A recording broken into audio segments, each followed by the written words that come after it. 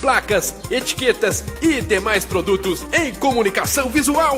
Acesse nolineadesivos.com ou pelo telefone 9116 1118.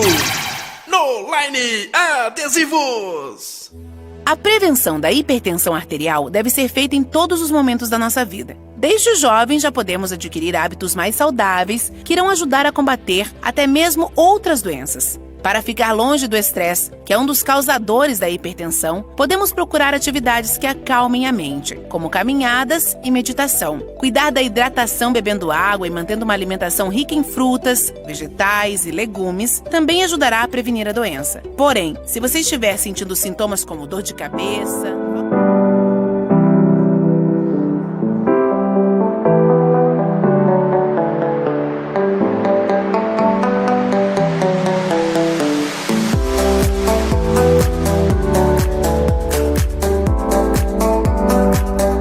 Olá, boa noite, está no ar mais uma edição do Direito em Foco ao vivo para todo o Brasil. Acesse radio3vl.com, também pelo nosso aplicativo, para você que mora em Birité pela frequência 87,5. Também estamos ao vivo pelo nosso Facebook 3VL. Participe também pelo nosso WhatsApp 994887601, 994887601. Muito boa noite, nossa convidada Mariana Rezende. Boa noite, doutor José Geraldo de Moraes. Boa noite, Túlio. Boa noite a todos os ouvintes. Boa noite, doutora Mariana. Vou te chamar de você, tá, Mariana? Claro. Porque chamar de senhora está muito jovem para te chamar de senhora. É uma honra enorme a presença da doutora Mariana, que é uma advogada renomada no nome, no que se refere ao direito à saúde, muito conhecida, já deu várias entrevistas em vários veículos, né, doutora? Então, vai esclarecer uma série de questões relacionadas ao direito à saúde, que é uma demanda muito comum no judiciário, porque, querendo ou não, as pessoas necessitam usufruir desse direito e, por vezes, são tolhidas, né?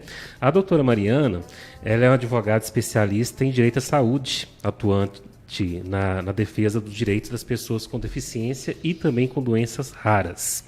Gostaria de iniciar a nossa conversa, doutora, falando um pouquinho da sua trajetória, um pouquinho do seu trabalho, quais que são as principais demandas que você trabalha. Boa noite, eu queria agradecer o convite. Me sinto muito honrada de poder fazer parte e poder trazer informação para as pessoas, que eu muito obrigado. Sempre falo nas minhas palestras, nas entrevistas que eu dou, que eu acho que a informação é tudo. Né? De 100 pessoas que ouvem uma notícia dessa, 50, 80 já conseguem solucionar a questão dela. Bom, como você mesmo disse, eu estou especializando também agora na área do direito médico e sou especialista em defesa dos direitos das pessoas com deficiência e direito à saúde. Nós temos, inclusive, a Comissão de Defesa dos Direitos das Pessoas com Doenças Raras, da OAB Barreiro, em que eu sou presidente. E temos também da Pessoa com Deficiência, em que eu sou membro, tanto no Barreiro quanto a OAB Central. Então, eu faço esse trabalho já tem mais ou menos cerca de uns 5 anos que eu trabalho com as questões da saúde e resolvi me especializar apenas mesmo nessa área, porque é uma área, tem um leque muito grande, as pessoas são muito necessitadas realmente, e como eu disse, a informação é tudo. Então, por isso que eu me especializei nessa área e a gente procura fazer eventos, dar entrevista, palestras em faculdades e em outros locais que tenham interesse para divulgar realmente o direito das pessoas, tanto com deficiência quanto o direito à saúde no geral. A saúde nós sabemos que é um direito fundamental, né, de todo cidadão brasileiro. É um direito em que o Estado tem por obrigação protegê-lo, né, tutelá-lo. Mas só que por vezes nós observamos, e mesmo porque por questão fiscal do país, essa questão delicada não só do país, mas do Estado, União e municípios, tendo em vista que as três entidades são mútuos na questão da responsabilidade. E o que a gente observa é que não só no setor público, no SUS no caso, mas também no setor privado existe uma série de problemas a serem resolvidos, né, doutora? Nós vamos começar a nossa conversa justamente por esse setor privado. Pode existir, isso é uma pergunta que foi muito recorrente durante a semana, pode existir, por exemplo, um plano de saúde, por exemplo, contratado, interromper o tratamento ou mesmo extinguir o contrato de plano de saúde por causa que o paciente ou a pessoa que contratou esse plano adquiriu uma patologia, uma doença grave, de difícil tratamento, de tratamento custoso. É possível que isso aconteça? Não, de forma alguma. O paciente, ele contrata o plano de saúde. Assim que ele contrata, geralmente todos os pacientes, eles passam mesmo por uma série de exames, né? Uns quesitos que tem que passar. Não é? Para admissão do plano de saúde. Então, se você não tinha nada, né? Ou se você relatou que tinha e mesmo assim conseguiu a contratação do plano de saúde, quando você necessita, como por exemplo, uma pessoa que adquire, por exemplo, um câncer e precisa de um tratamento, o plano de saúde não pode vir negar o tratamento. Afinal de contas, você tem o plano de saúde, então você tem direito ao acesso àquele serviço do plano de saúde. Tem o julgado do STJ que fala que o plano de saúde ele pode limitar a doença que ele trata, mas ele não pode limitar o tratamento recomendado. Então, se quando você for contratar um plano, o plano virar para você e falar assim, a gente não faz plano para pessoa com esclerose múltipla, por exemplo. É uma coisa. E mesmo assim, ainda há discussões nesse sentido, porque pode ser considerado discriminação, né? Agora, você tem a esclerose múltipla, precisa de um tratamento, o médico te passa um relatório e o plano de saúde vem negar, falando que não dá cobertura para esse tipo de tratamento, isso não existe. Né? A pessoa ela tem aquele plano, inclusive é um plano de saúde, ele deve tratar a sua saúde. Então, desde que você tenha um relatório médico, uma recomendação médica, falando da urgência, da emergência, da necessidade, e que você não pode esperar, então o paciente ele deve ter cobertura sim pelo plano de saúde.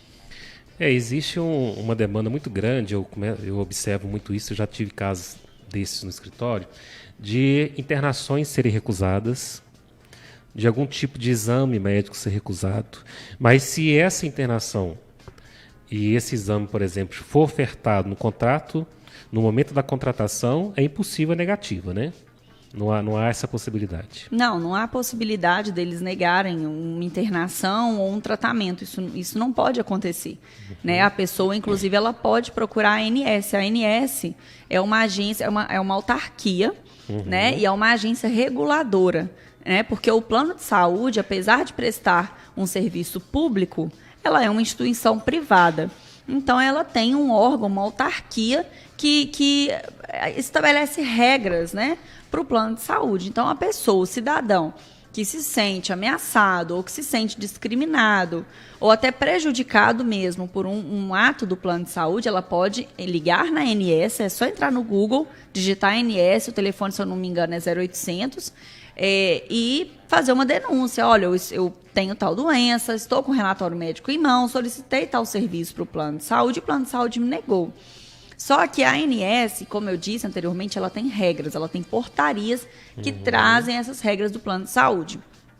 Então, às vezes, em algumas situações, há tratamentos em que a ANS realmente ela não coloca como obrigatório o fornecimento do plano de saúde. Então, o paciente ele se sente um pouco desamparado. E é aí que entra a justiça.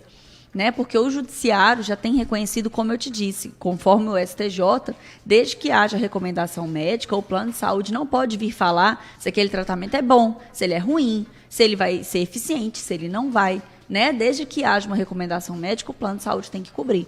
Então, o primeiro passo do paciente é ligar na ANS, fazer uma denúncia, e mesmo que não resolva, ou mesmo se eles entrarem em contato com o plano de saúde, mesmo assim não resolver, entra com uma ação na justiça, munidos sempre do relatório médico. Eu brinco com os meus clientes que eles me ligam, nossa, mas será que eu peço tal tratamento? Eu não sei, né? Eu sou advogada, eu recomendo você procurar seu médico. Quem manda na nossa ação é o médico, né? Então, o médico, ele que tem o seu diagnóstico, ele que vai estabelecer qual tratamento é eficaz para a sua doença. Sim, ótimo. Em relação, por exemplo, a aumentos abusivos da prestação do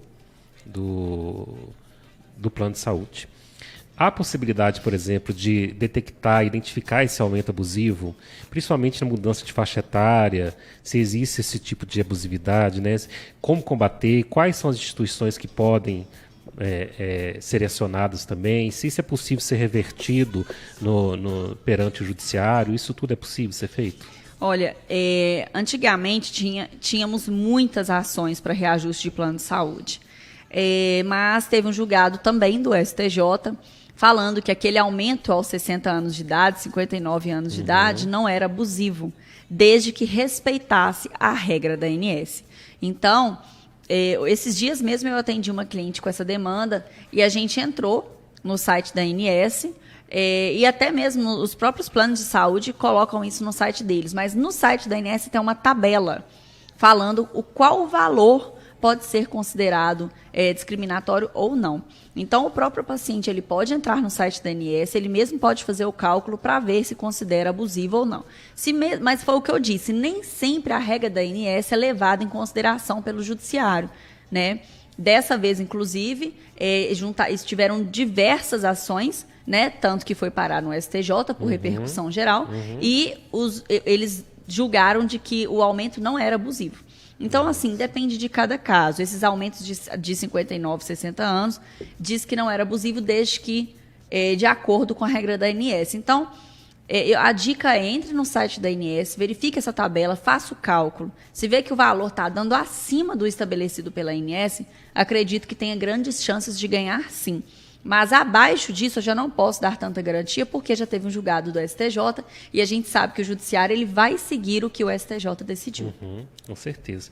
No caso, por exemplo, de uma pessoa que ela é empregada, tem um plano de saúde corporativo e ela tem uma série de atendimentos, de tipos de exames diferentes, né, de internações, de ambulatorial ou leito, o que for.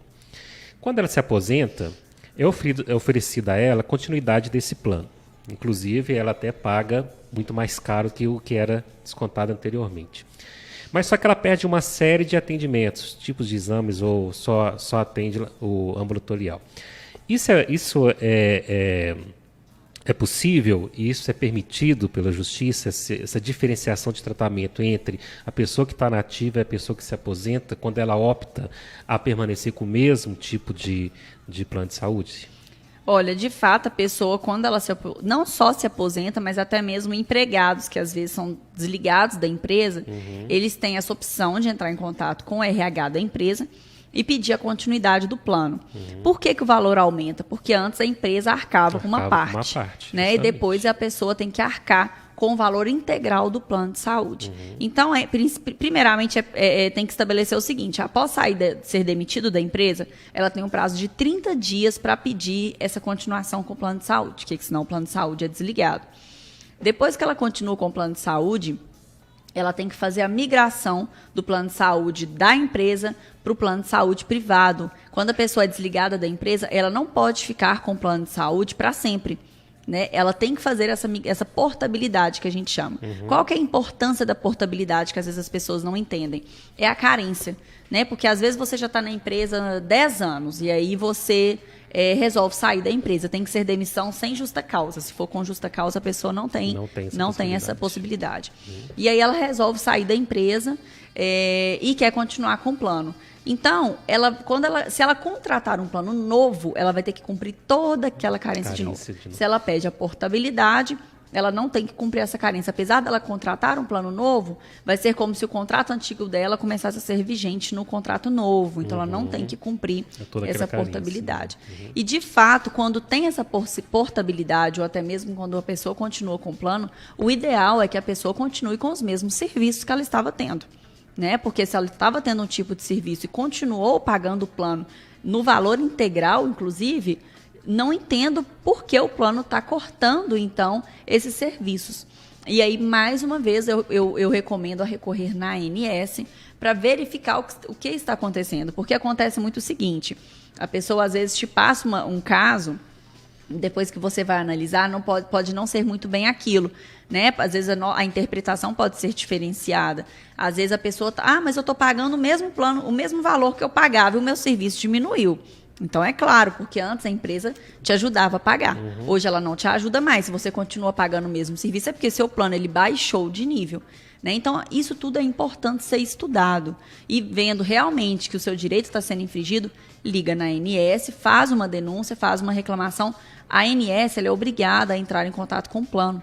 Então, ela manda o comunicado para o plano se manifestar. Igual na justiça mesmo, só que é um processo administrativo. E aí o plano se manifesta. Se de tudo verificar que o plano não foi injusto, aí a pessoa pode procurar um advogado para poder conversar e, às vezes, o advogado explicar para ela o que aconteceu. Então, essa é uma dica importantíssima, essa questão de sempre acionar a ANS, no sentido de denunciar, de esclarecer, não é? As pessoas, infelizmente... não deveria ser assim. Eu acredito que o Estado brasileiro deveria amparar todos com a qualidade que todos merecem, mas só que infelizmente não é essa a realidade e as pessoas são obrigadas a buscar o plano de saúde privado. Mas é importante esclarecer também o seguinte, a ANS é uma agência reguladora dos planos e ela tem as regras dela, mas muitas vezes a regra da ANS também não é seguida pelo plano com clareza, como por exemplo, vou dar um exemplo de casos que eu tenho muito no meu escritório, crianças com deficiência, por exemplo, elas têm que ter um tratamento, uma terapia multidisciplinar por um tempo determinado, por um tempo indeterminado, na verdade, e às vezes são várias sessões, por semana, por mês, o que extrapola o valor estabelecido pela ANS. A ANS fala que o plano de saúde, por exemplo, deve fornecer uma fisioterapia 40 sessões anuais. E a gente sabe muito bem que uma pessoa com deficiência, uma criança com deficiência, 40 sessões não é nada. Né? Ainda mais que às vezes é por tempo indeterminado. Uma criança de 2, 3 anos tem que fazer por muitos anos para poder conseguir o desenvolvimento dela. E aí a pessoa liga na ANS, a ANS vai falar assim, não, mas o plano te forneceu aquilo que está na regra. E aí é o que eu te falo. Apesar de estar na regra da ANS, o judiciário já tem entendido que isso não deve ser a regra final. Porque um tipo de limitação dessa fere o Código de Defesa do Consumidor, fere o Estatuto da Pessoa com Deficiência, fere o Estatuto do Idoso, fere também o Estatuto da Criança e do Adolescente. Então, é importante a gente sempre estabelecer isso. Nem sempre o que o pessoal da ANS falar vai ser a regra final, porque quem decide é o juiz. Então, se a pessoa ligar na ANS, fizer a denúncia e realmente não resolver, sempre recomendo procurar o judiciário, um profissional, pelo menos, para tentar solucionar essa questão, porque às vezes na verdade a regra da ANS fala que o limite mínimo são 40 sessões. E aí o plano de saúde vem e fala, então eu só forneço 40 sessões. E é o mínimo. E aí fica aquela briga entre a ANS e o plano de saúde que não resolve e a pessoa só consegue mesmo resolver na justiça. Sim, uma das funções desse programa é justamente mostrar a importância do profissional do direito, em todas as áreas. Não é? Então, essa dica é muito importante, porque muitas vezes as pessoas elas ligam lá para a ANS e ficam satisfeitas com a resposta, e na verdade não é bem assim. Se elas se sentirem realmente prejudicadas no seu direito, elas devem procurar sim o profissional do direito, não é assim? E demandar junto ao judiciário. Eu tive um caso aqui em Ibirité, por exemplo, que teve uma decisão até bem bacana no GESP, no Juizado Especial, que o senhor queria manter o mesmo valor do plano de saúde que ele pagava enquanto funcionário, que era aquela questão de divisão com a empresa. E a juíza concedeu, proveu esse pedido e determinou que o plano de saúde reduzisse o valor da mensalidade, mesmo após a aposentadoria dele. E isso já se passou aí 2, 3 anos e até hoje ela não fez isso. O plano de saúde ainda não fez. E a juíza já estabeleceu até multa diária para o plano de saúde respeitar. Entraram com recurso, inominado, tudo bem, perderam também, interessante, né? Teve uma decisão dessa na junta recursal e eles foram totalmente na contramão do entendimento. O plano de saúde, eles costumam recorrer e não cumprem a liminar até sair a decisão do recurso. Isso é um absurdo. Eu tenho muitas demandas também de medicamento de alto custo contra planos de saúde. E a regra da ANS fala que planos de saúde não são obrigados a fornecer medicamentos. Então, a pessoa, quando ela pede um medicamento para o plano de saúde, no caso de medicamento, por exemplo, eu já nem falo para ligar na ANS, porque a ANS vai falar, não, o plano de saúde agiu certo, ele não é obrigado. Mas se ela entrar no judiciário, ela vai ver que está concedendo. E, às vezes, a gente ganha liminar, e depois que a gente ganha liminar, o juiz estabelece um prazo de 15 dias, né, para o plano de saúde fornecer o medicamento. E é exatamente o prazo que eles têm para poder entrar com recurso. Então, só depois de perder o recurso é que eles ligam para o paciente e começam a fornecer o medicamento. Eles têm feito isso mesmo com bastante frequência. Bom, esse é um ponto muito interessante. Nós sabemos que algumas doenças graves, doenças raras, algumas síndromes, por exemplo, necessitam de um tratamento muito oneroso, muito caro. A maioria das pessoas não tem dinheiro para comprar esse medicamento.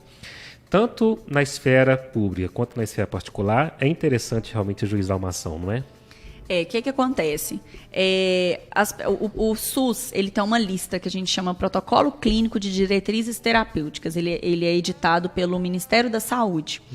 E todas as doenças, ou a maioria delas, né, que a gente sabe que doenças raras, por exemplo, já é um pouco mais complicado, eles não costumam ter protocolo. Então, a maioria das doenças tem esse protocolo clínico de diretrizes terapêuticas. Então, esse protocolo vai vir trazendo todas as diretrizes do tratamento do paciente. Inclusive, nós, advogados, se lermos, a gente não entende nada, porque é muita questão médica. Justamente. Mas lá embaixo vai vir escrito assim, fármacos. E aí tem os fármacos liberados. A qualquer pessoa tem acesso disso. Eu tenho muitos pacientes, muitos clientes com doença de Crohn, retocolite ulcerativa, esclerose múltipla, autismo. Até que autismo sai fora um pouco disso, porque eles não costumam tomar medicamentos de alto custo. Mas essas outras doenças crônicas, até câncer, que são muitos clientes da demanda que me procuram, é só digitar no Google PCDT Oncologia, já vai aparecer. Só que o que acontece? Esse protocolo, muitas vezes, ele é desatualizado. Né? Tem protocolos que são de 2000, de 1998. Né? E a gente sabe que a farmácia, né, a indústria farmacêutica, ela está sempre em estudo.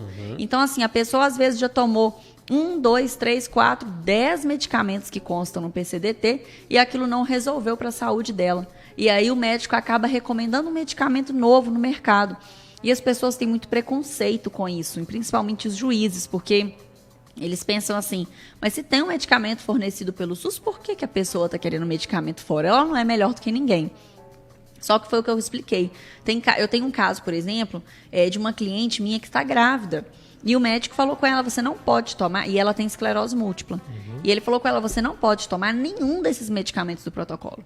Eu vou te receitar um outro, que é um medicamento que também vai resolver para você continuar com a sua gravidez. Então, como que a pessoa faz? Ela tem que judicializar, ela não consegue receber pelo SUS. Quando tem o medicamento no protocolo, ela se dirige à farmácia de todos, que fica na Avenida do Contorno, munida da receita, relatório, documento, e consegue pegar o medicamento sem problema nenhum. Agora, quando o medicamento dela não está no protocolo, ela pode chorar na farmácia que eles não vão fornecer. Eles vão fornecer uma negativa, um documento falando que ela não tem direito. E aí ela deve procurar um advogado. Ela tem duas opções. Ou ela entra contra o plano de saúde. Se ela não tiver plano de saúde, ela pode entrar contra o SUS. Eu tenho muitas demandas também contra o SUS, porque nem todo mundo tem plano de saúde. E às vezes a pessoa ela tem que entrar mesmo contra a União ou contra o Estado, ou até mesmo o município, como você disse anteriormente, eles têm competência São comum. solidários, né? Sim, para poder conseguir o acesso ao medicamento dela. Sim. Por exemplo, tem medicamentos que estão no protocolo, mas as pessoas não conseguem, de forma alguma, pelo custo alto. Eu já vi decisões, em primeira instância, isso normalmente é reformado, aquela questão da coletividade e do individual. Então, se você judicializa a questão da saúde e consegue uma liminar, por exemplo, de um medicamento de alto custo, a defesa tanto do Estado, como do município, como União, já vi várias, está sempre naquela questão de que se eu vou privilegiar uma pessoa, é em detrimento à coletividade. E isso foge dos princípios do setor público, por exemplo. Né? Mas mesmo assim as pessoas devem buscar essa judicialização, não devem? Não, nós já ouvimos muitos absurdos nessas palestras, esses eventos que a gente vai, a gente realmente escuta. Eu nunca me esqueci de um dia que eu estava com uma paciente que tinha uma doença rara que chama HPN. A doença dela não tem protocolo. E ela tomava um dos medicamentos mais caros do mundo, que é o Soliris. É um medicamento que ficou muito famoso na época, parece que tinha... Teve uma investigação por trás disso, mas ela não. Ela realmente era uma paciente que precisava desse medicamento. Inclusive, não fui eu que judicializei para ela, foi outra advogada, eu nem conhecia ela quando ela judicializou. Nós estávamos num evento e um juiz falou que ele indefere, porque ele não pode, como que eu digo, colocar a vida dela na frente dos outros. Porque a União não tem capacidade financeira de arcar com um custo tão alto de pacientes com doenças raras e que muitas vezes as pessoas optam por isso para tentar prolongar a vida. Nossa, isso é um absurdo, porque total. essa pessoa que estava do meu lado, ela era paciente, ativista, né, na área, ela tentava procurar um número maior, a doença dela é raríssima, e ela tentava procurar pacientes no Brasil inteiro para tentar uma conexão, para ver se eles precisavam de alguma coisa, porque ela tinha muito conhecimento, né, ela trabalhava, na verdade ela fazia um trabalho voluntário com isso. E ela ficou muito arrasada, sabe? E a doença, é interessante entender que essas pessoas que têm doenças raras, doenças crônicas, elas não estão tomando medicamento como forma de prolongar a vida delas, no sentido, tipo assim, eu vou tomar esse remédio caro para eu viver só mais 3 meses. Não, ela precisa daquele medicamento para viver. Então, existem pessoas que tomam medicamentos, eu tenho pacientes que eu já judicializei, tem anos. Eles tomando o medicamento corretamente, se eles chegarem aqui na sua frente agora, você não sabe que ele tem uma doença crônica, você não sabe que ele tem uma doença rara, porque os pacientes vivem bem. Esse caso de doença rara, o nome dela era Margarete, ela entrou na justiça, conseguiu eliminar, só que com essa crise que o nosso país está passando, ela parou de receber a medicação dela. E aí a advogada dela tentou entrar com bloqueio judicial, tentou aplicação de multa, mas contra a União é muito complicado. Ela ficou 6 meses sem medicamento. E aí ela veio a óbito. Então ela veio a óbito por causa da falta de medicação. Que a medicação mantinha ela viva.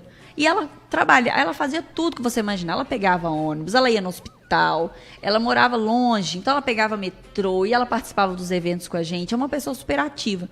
Mas sem o medicamento, é igual, por exemplo, a pessoa que tem diabetes, né? Sem a insulina, ela não fica bem, ela não consegue viver. Então, é da mesma forma. A diferença é que as doenças raras, os medicamentos, eles têm um custo mais elevado, porque são poucas farmácias, ou às vezes uma só, né, que faz o medicamento. Então, realmente, são medicamentos mais caros. Mas, como você me perguntou, não acho que as pessoas têm que ter medo ou vergonha de judicializar por causa dessas alegações absurdas que a gente escuta, né? Porque foi o que eu disse, não é um paciente que está em estado terminal e está querendo prolongar a vida, é um paciente que simplesmente quer ter uma qualidade de vida e viver e trabalhar como qualquer outro cidadão. Eu acredito que existam doenças tão raras ou tão de difícil tratamento que talvez tenha medicação que não está nem registrada no Ministério da Saúde aqui no Brasil, né? Será que esses medicamentos que nem registro tem aqui no Brasil, será que é possível, mesmo com a judicialização, é possível esse medicamento? Então, está tendo um julgamento no STJ, todos estão tendo julgamento. Desculpa, no STF agora, os outros foi do STJ. Que está julgando exatamente isso, já tem até uns anos já, ainda não saiu, mas os ministros eles estão bem inclinados a medicamentos não aprovados pela Anvisa, que o SUS não tem obrigação de fornecer, e medicamentos aprovados pela Anvisa, mas que não estão na lista do SUS, o SUS é obrigado a fornecer judicialmente. Mas, tudo tem um mas, eles estabeleceram regras. Medicamentos não aprovados pela Anvisa, o SUS não é obrigado a fornecer, mas, se o medicamento já for aprovado em outros países, às vezes na Europa, às vezes nos Estados Unidos, né? Se já forem aprovados lá. E se o paciente já tiver tentado outras alternativas aprovadas pela Anvisa e não tiver tido resultado, então o juiz ele pode conceder, né? Porque eu já tive muitas demandas de medicamentos que não são aprovados pela Anvisa, mas que são aprovados nos Estados Unidos ou são aprovados na Europa. Isso você acha no Google facilmente. Pega no Google, junta na ação judicial.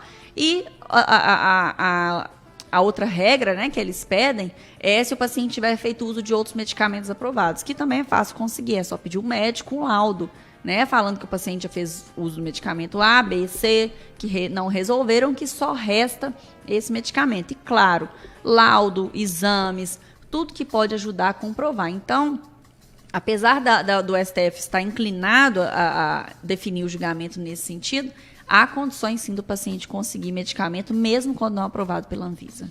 No caso de tratamento, por exemplo, vamos imaginar aqui um paciente que precisa fazer um tratamento com células-tronco. Não existe ainda uma regulação própria para tratamento de células-tronco no Brasil ainda, não é? E ele necessita, e não existe outra possibilidade, ele só pode fazer isso em algum país da Ásia, algum país da Europa. Será que ele consegue o financiamento desse tratamento, dessa viagem, desse custo por meio da justiça? Olha, já vi pacientes conseguirem sim. Inclusive, eu estou com um caso de um paciente com doença rara que ele está me procurando para poder judicializar contra o plano de saúde que está negando o tratamento dele. Só que, antes dele me procurar, ele já tinha entrado pela Defensoria Pública mesmo, com uma ação contra a União, para conseguir para custear um tratamento dele nos Estados Unidos, que ele precisa desse tratamento. É todo um acompanhamento e um insumo que a gente chama, que é como se fosse um leite, é um alimento que ele precisa, porque ele tem uma doença raríssima e que gera uma alergia nele, se ele consumir certas substâncias do nosso alimento comum. Então, ele acaba tendo que tomar esse insumo para conseguir se desenvolver, que senão a criança pode ficar até desnutrida. Uhum. E esse insumo, ele só tem nos Estados Unidos.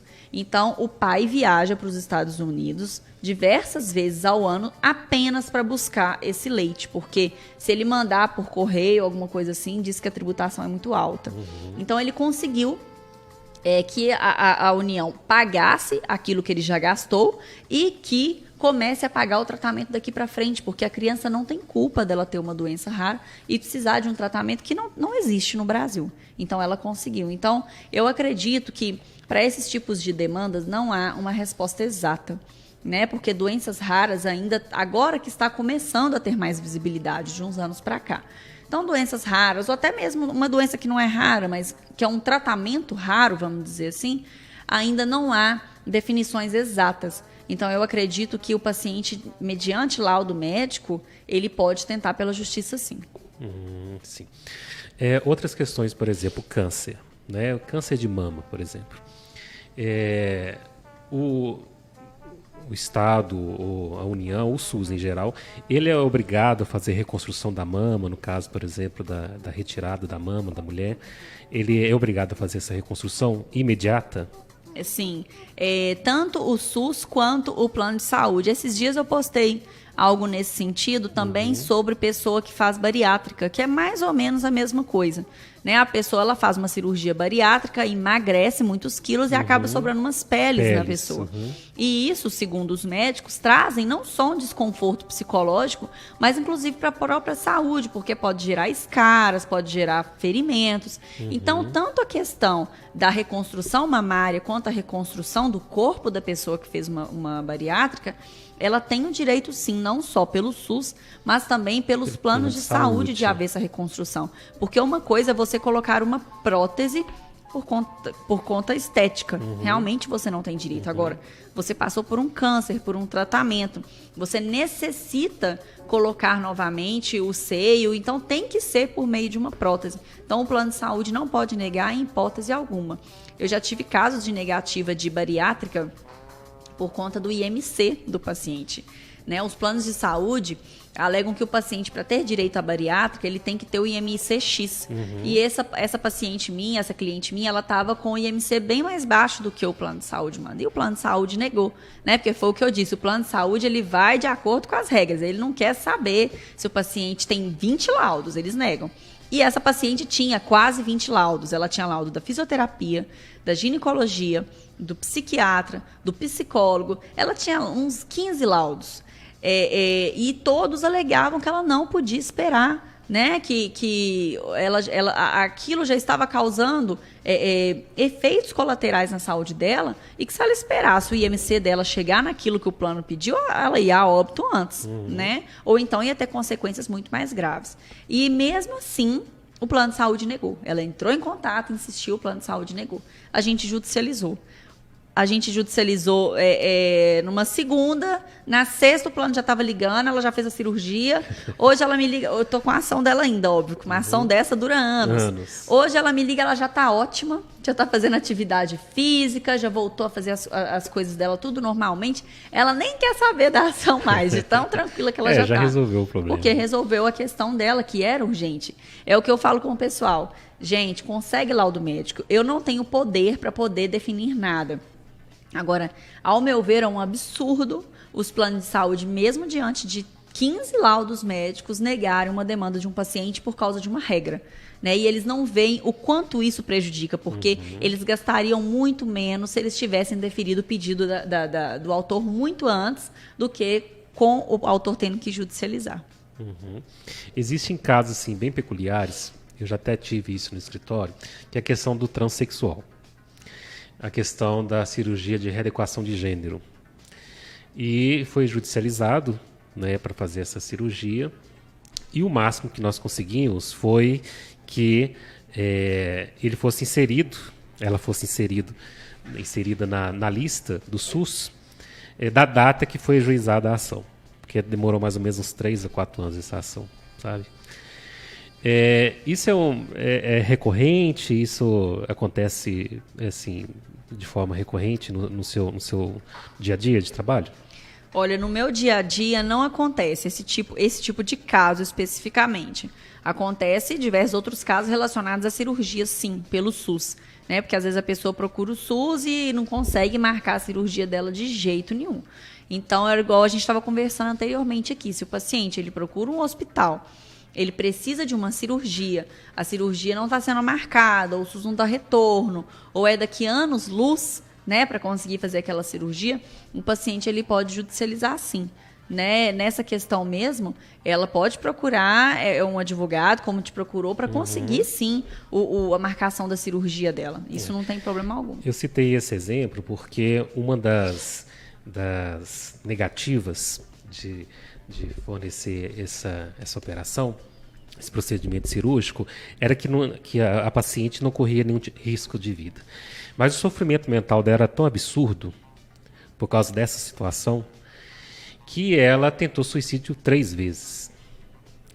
Então, infelizmente, existe uma má interpretação da urgência de determinados tipos de casos. Né? Isso também em relação à questão de tratamentos também.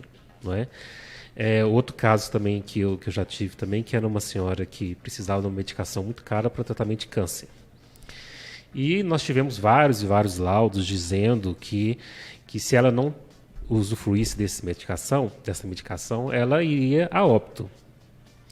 Inclusive, o próprio perito da Justiça Federal deixou muito claro no seu laudo de que ela iria a óbito.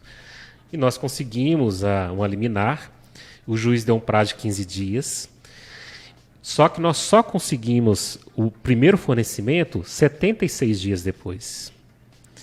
E eu na época gostei muito do despacho do juiz, que o juiz meio que puxou a orelha da União, no sentido de dizer que é recorrente esse desrespeito às liminares, não é? E que a partir daquele momento, talvez, iria até responsabilizar os gestores. Até por uma questão, no meu entender, se a gente for olhar o princípio da legalidade, até improbidade administrativa isso, não é? E ela conseguiu durante um determinado momento, mas aí foi cortado e nós fizemos vários pedidos e ela acabou vindo a óbito também. Isso é muito recorrente mesmo. Eu tenho muitos casos também de pacientes, não só com câncer, mas outras doenças que o medicamento é de alto custo e que ninguém está recebendo. Ninguém está recebendo. Então, o que eu tenho feito? Pedido bloqueio judicial. Sabe? Sim. Eu peço sempre o bloqueio judicial para conseguir. Hoje mesmo, um cliente me mandou a prestação de contas, né? Porque o judiciário pede para poder prestar contas daquele medicamento, né?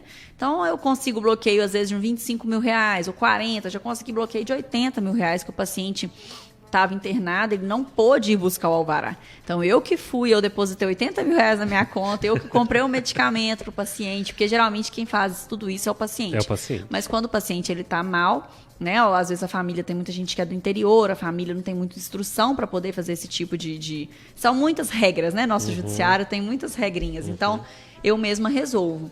Então, é importante sempre pedir o bloqueio judicial. E com relação ao seu questionamento anterior, sobre ela, o sofrimento dela, ou às vezes, vamos dizer, entre aspas, a doença não ser visível, né? Que no caso dela não era uma doença, mas a gente sofre muito com isso, de às vezes a pessoa ter uma doença ou um sofrimento, que era no caso dela, e não ser visível, né? Eles simplesmente alegam assim, não, mas ela não está sofrendo, né? Se ela não está sofrendo, se ela não tem uma deficiência, se ela não tem uma doença, então ela não precisa de tratamento. E a gente passa muito isso com crianças, né? Ou até mesmo com adultos que têm doenças que não são visíveis. E às vezes o perito analisa, não, mas esse paciente está ótimo. Ele está ótimo porque ele está recebendo o medicamento que eu ganhei a liminar, por isso que ele está ótimo. Deixa ótimo, ele justamente. Sem o medicamento. É o caso dessa cliente sua, né? Às vezes ela está bem na frente do perito, mas ninguém sabe o que acontece dentro da casa dela. Então, como infelizmente existem profissionais e pessoas que o próprio juiz não pode confiar, a gente tem que dar razão para ele. Realmente existem demandas no judiciário, né? Eu já vi casos, por exemplo, de pessoas ajuizarem por causa de suco de caixinha, né? Por causa de alergia. Então, assim, que são coisas, vamos dizer assim, que não são medicamentos de alto custo. Então, assim, eu sempre procuro buscar laudo médico. Então, assim, no caso dela, por exemplo, ela não tem uma doença, não é nada visível, ok, mas ela está sofrendo? Procura um laudo de um psiquiatra, procura um laudo de um psicólogo. Isso. Né? Porque os médicos, querendo ou não, ainda mais do SUS, eles têm fé pública. Né? Então, a gente juntando um laudo, a gente consegue trazer a realidade do sofrimento ou da dor, ou até mesmo, se for urgente, daquela doença da pessoa que a pessoa está passando. Então, essa sempre é a minha recomendação. Eu sempre falo também nessas questões de saúde, tem que haver uma certa até parceria com os médicos, né? Porque eu, por exemplo, não entendo absolutamente nada. Acredito que o juiz também não entenda nada sobre isso. Então, é balizado justamente, cadenciado justamente no que os médicos podem, né, dizer em seus laudos, né, o que pedir nessas demandas. Então, é sempre importante ter esses laudos em mãos, né? Agora, uma outra questão interessante também que é o tratamento em casa. Tem alguns tipos de doenças ou tratamentos ou muitas vezes, talvez, até aquele tratamento, aquele cliente que está em fase terminal, talvez, né, que ele gostaria de terminar o seu tratamento em casa. Existe muita negativa dos planos de saúde, eu acredito que deve ser um procedimento muito caro, não é? Existe sim, muitas negativas. Eu tenho muitos casos, por exemplo, de crianças com AME, que é aquela atrofia muscular espinhal, que foi até aprovado o medicamento Spirasa há pouco tempo para elas, que não era aprovado pela Anvisa, mas tinham pacientes conseguindo, porque eu acho que, se eu não me engano, é o único medicamento para pacientes com AME, para crianças com AME. Então, são crianças que têm, às vezes, muitas das vezes, dependendo do tipo, porque a AME tem tipos, que ela tem uma deficiência que ela não consegue andar, ela não consegue comer, ela não consegue falar, né? Então ela acaba tendo que ter esse atendimento em casa. Até um certo período ela pode até ficar internada no hospital, mas chega uma hora que o próprio médico não vê necessidade da criança ficar no hospital, mas ela ainda assim precisa de um atendimento médico, né? Afinal de contas, eu tive uma cliente nesse sentido, que a criança precisava de fonoaudiologia respiratória, fisioterapia respiratória, fonoaudiologia e fisioterapia motora, porque a criança precisava se movimentar. E o plano de saúde alega que são tipos de tratamentos que a família tem que aprender a fazer e aplicar. Então, assim, é um absurdo, né? Às vezes a troca de uma cânula. Eu brinco que eu já estou quase formando em medicina, de tanto que eu escuto. Eu tô percebendo. De tanto que eu escuto os Túlio? casos. Então, pois às vezes a criança precisa da troca de uma cânula, né? Para respiração ou para alimentação, e ela tem que fazer essa troca. Eu tive um caso também de gêmeas com síndrome de Down que também precisava do atendimento home care. E o plano de saúde negou, falou assim que não precisava de enfermeiro, que a mãe tinha condições de fazer isso. E a mãe, ela é advogada como nós, ela ficava desesperada, ainda mais que ela tinha gêmeos. E ela tentou até, a gente não pode nem culpá-la, ela tentou, mas uma tirou a cânula da outra e foi uma confusão. Ela disse que teve que chamar a ambulância para conseguir ajudá-la a solucionar. Então, olha só, uma questão dessa, a criança pode chegar a óbito, né? Porque o óbito dela pode vir em segundos, não dá tempo de fazer nada. Nesse caso, a gente conseguiu um acordo com o plano de saúde para ela ter essa enfermeira 24 horas, pelo menos até as crianças tem um termo, não sei se é descanular, tem um termo médico, eu não lembro muito bem. Porque seria um momento que a criança talvez não teria esse risco de vida. Apesar dela ter que continuar com os atendimentos multidisciplinares, que eles são assim, por tempo indeterminado, sempre fonoaudiologia, fisioterapia.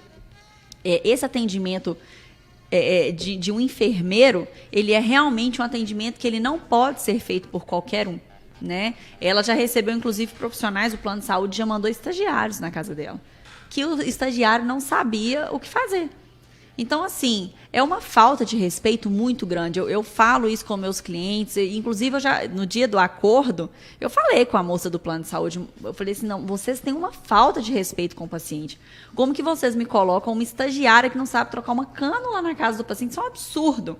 Nesse caso, a gente conseguiu um acordo, o plano de saúde viu que não tinha saída, e no caso da criança com homem, a gente não conseguiu um acordo.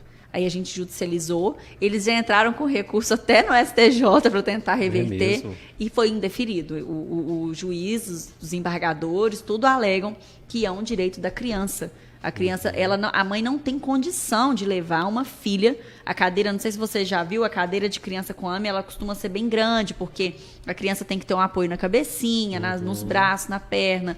Ela é motorizada, porque não dá para carregar uma cadeira daquela. Então, não tem condições da mãe ficar levando a criança todos os dias a fisioterapia e fonoaudiologia.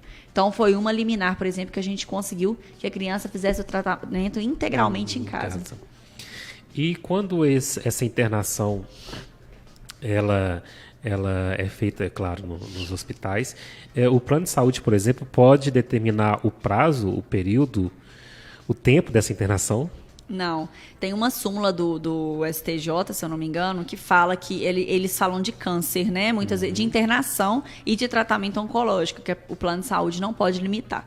E aí a gente usa essa súmula sempre em equiparação para todos os casos, inclusive para casos em casa também, porque apesar de falar em internação, o home care é uma internação em casa. É claro. Né? Então a gente usa que eles não podem limitar. E já tive casos também de limitação em que a criança chegou a quase chegar a óbito em casa, a mãe correu para o hospital.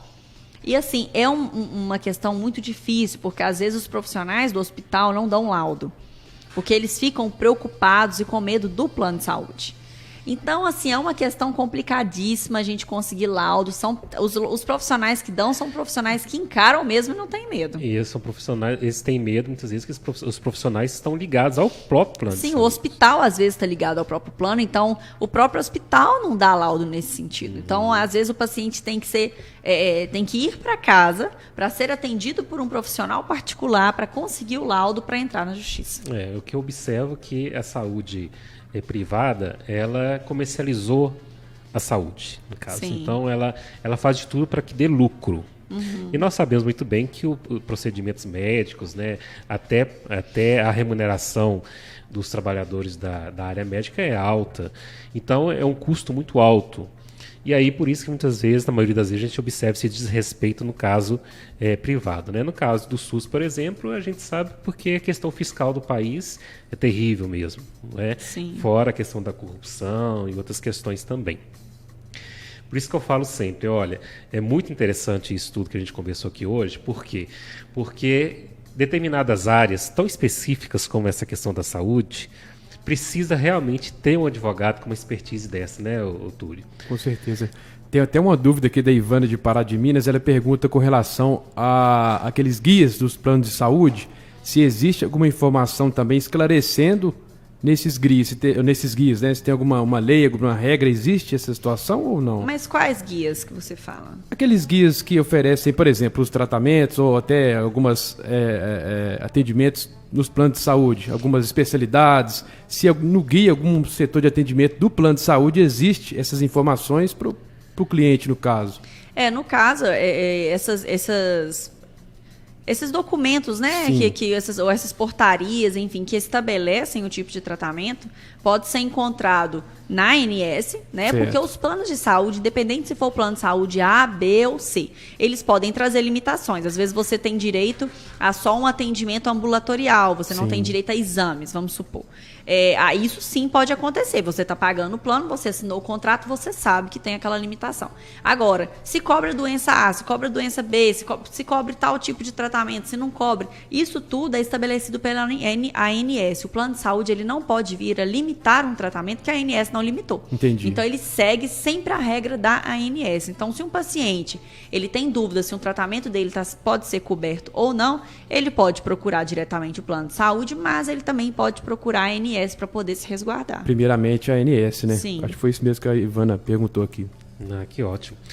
Só para a gente terminar a nossa conversa, doutora, tem uma questão que aflige muito as pessoas que necessitam do atendimento médico. Vamos imaginar, por exemplo, um caso prático, né? Uma pessoa que precisa de uma internação urgente, uma pessoa que precisa, em questão de vida ou morte, precisa de um leito no CTI. E ela vai fazer peregrinação por vários hospitais públicos e não vai conseguir. Existe possibilidade jurídica, no caso, judicializar esse pedido em caráter liminar para que ela seja atendida num período hábil, para que ela não corra o risco de perder a vida? Existe sim, a gente entra com mandado de segurança, né? Porque é um pedido urgente, é um pedido que não pode esperar, e você já juntando os laudos médicos, você já consegue comprovar. Não são todas as demandas judiciais, né, que os médicos costumam falar. Pede seu advogado para entrar com mandado de segurança. Não são todas as demandas judiciais da saúde que cabem mandado de segurança. Porque a gente se aprende no direito que o mandado de segurança ele não cabe provas, perícia, né? Ele já tem que vir já todo instruído. Agora, no caso de uma internação, a gente junta um laudo, falando que a pessoa tem uma doença, que a pessoa está lá no... Eu tive uma demanda assim, que a pessoa estava no posto de saúde, deitada numa maca, esperando uma vaga no CTI. Então, assim, não tem o que fazer, não tem que ter prova pericial, tem que simplesmente arrumar a vaga para ela no hospital. E eu tive uma demanda, assim, de uma paciente, ela era do interior mesmo, e veio para Belo Horizonte para poder se tratar. No meio do tratamento, ela teve, não sei se foi uma parada cardíaca ou o que foi, que o pessoal do posto ficou doido. Nossa, ela precisa de uma vaga no hospital, no CTI, para ontem. Eles me ligaram, foi no feriado. Foi no feriado que a gente teve, não sei se foi de setembro, agosto. E eu tava viajando. Eu peguei meu computador, entrei com o mandado de segurança à noite, eu ia viajar no dia posterior. E fiquei no telefone o dia inteiro com o assessor que era o de plantão, né? Porque tem desembargador de plantão para essas demandas. Ele conseguiu avaliar minha demanda, ele julgou procedente a minha demanda. E isso foi numa quinta. No sábado, ela estava no hospital. Demorou, porque o hospital não cumpria. A gente conseguiu a liminar no outro dia. Mas o hospital não cumpria. E ele me disse que eles mandam um ofício para a central para poder providenciar uma vaga no hospital que tiver. Só que lá esse central não funciona no final de semana. Então, assim, eu tive que falar. Eu falei, o que eu faço, então? Ele falou assim, fala para a família ir atrás e apresentar a liminar para eles poderem se virar. Conseguiram a vaga, mas a pessoa não resistiu, porque a pessoa, antes deles me procurarem, na verdade, ela já estava 3 dias esperando a vaga. Quando eles me procuraram, mais 2 dias para conseguir a vaga. Então, 5 dias a paciente chegou a ficar internada, acho que no sábado e no domingo, mas ela não resistiu e chegou a óbito. Então, eu sempre instruo as pessoas. Teve uma demanda de saúde, não hesite em procurar um advogado, por mais que a gente não resolva. Né? Eu já tive vários casos, de 50 pessoas que me procuram, 40 eu consigo resolver sem judicializar. Mas procure, porque se a sua demanda for urgente, o advogado não faz milagre, a gente não consegue nada da noite pro dia. Não tem como. Então, assim, o médico falou agora que precisa de uma vaga no hospital, procure agora um profissional. Se o profissional falar, não tem jeito, ou então conseguir, eu já tive várias demandas, de às vezes eu estou fazendo a petição inicial, o meu cliente me liga, não precisa mais não, consegui a vaga. Não tem problema. É melhor ele me avisar com antecedência do que chegar em cima da hora, a gente ter todo o trabalho para o paciente não resistir. Então, é o conselho que eu sempre dou. Teve a demanda urgente, procure na hora para tentar solucionar, sempre munido do laudo médico. Nossa, mas que interessante. Eu acho que deu para esclarecer bastante, não deu tudo? Muita coisa interessante. Lembrando que a nossa live, né, pelo Facebook fica salva em nossa página no Facebook 3VL. Quem quiser acompanhar depois, muita coisa interessante, viu? Muita coisa importante. O Lorivaldo Rodrigues participando, a Ana Júlia falando, nossa, que programa. Gostou bastante aqui, viu? Muito interessante. E eu acho que isso é aquilo que eu falei, né? Um advogado com essa expertise tão específica, determinado assunto, determinado ramo do direito, é muito raro. Por isso eu quero que você deixe os seus contatos eu aqui. falar agora, falei, deixa nas redes sociais. Eu tenho certeza que um monte de gente tá aflita querendo saber, porque isso é muito importante, é muito difícil, vou ser sincero, eu que trabalho com direito, é muito difícil você encontrar um advogado com uma expertise tão grande, tão específica, principalmente nessa área que todo mundo um dia vai precisar. Né? Saúde em geral. Eu sei que você faz um trabalho muito bacana no seu Instagram, com vídeos que esclarece muito, então eu gostaria que passasse também o Instagram e as suas redes sociais e seus contatos também. Passo sim. E quando eu resolvi escolher essa área, eu brinco que eu me formei muito nova, eu tinha 23 anos, e eu ficava assim, gente, o que eu vou fazer da minha vida? E aí eu conheci uma presidente de uma associação de doença de Crohn e retocolite ulcerativa, que é uma doença rara, eu nem sabia o que era. E aí ela me contou como que era e tudo, e ela é servidora do TJ, né? Também advogada e servidora do TJ, então ela não advoga. E ela desabafou comigo, Mariana, a gente precisa tanto de um advogado nessa área, porque a gente não tem. E aí eu resolvi me especializar e apaixonei com a área. Sabe quando você está quase assistindo direito? Gente, o que eu vou fazer? E aí eu apaixonei com a área, eu fiz uma pós em Direito Público, depois fiz uma pós em Direito à Saúde, agora eu quero começar uma pós em Direito Médico também, que é uma área que me interessa muito. Então essa área da saúde é muito gratificante, porque a gente não ganha apenas uma causa, né? A gente ganha uma dignidade, uma qualidade de vida para uma pessoa. E isso é muito interessante, eu trabalho nessa área realmente com amor, eu gosto demais.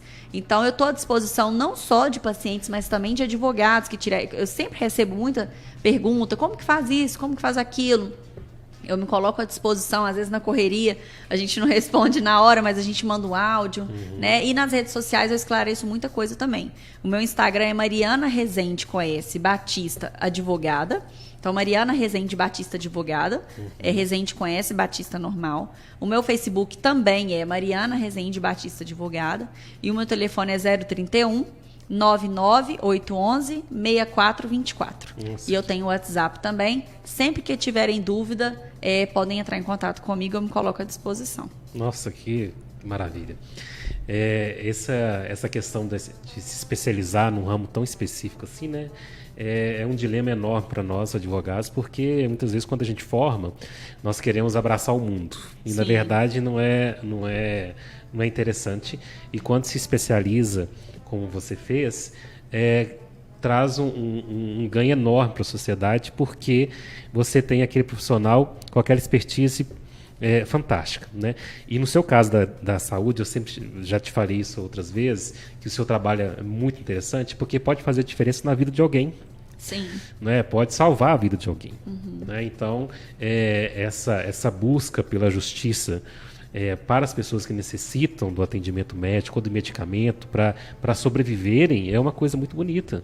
É um trabalho muito gratificante, eu acredito que deva ser. Eu gosto demais, gosto muito. Então, eu quero assim, agradecer enormemente a sua presença, foi uma honra a sua presença aqui. Tenho certeza que o programa foi muito bacana, esclareceu muitas questões, principalmente essa questão do plano de saúde, né, que ainda existe muita dúvida, e já vou deixar aberto o convite para outra possibilidade de conversas. Eu que agradeço o convite, me sinto honrada de estar aqui e me coloco à disposição de qualquer outro evento ou conversa ou de pessoas que necessitem de mim, podem contar comigo. Que ótimo, muito obrigado, viu? Eu que agradeço. Muito bem, obrigado, Mariana, né? Mais uma vez um baita programa Direito em Foco. Dr. José Geraldo Meirelles, terça-feira que vem tem mais. Agora, na sequência, está chegando mais uma edição do programa Stop.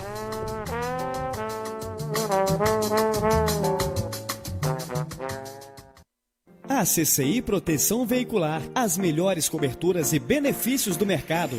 Oferecemos cobertura contra roubo, furto, colisão, incêndio e fenômenos da natureza. E ainda benefícios como assistência 24 horas, carro reserva, cobertura de terceiros e de vidros. Associe-se e pague seu primeiro boleto só em dezembro. Estamos na Avenida São Paulo, número 701, no centro de Ibirité. Telefone 3472-3030.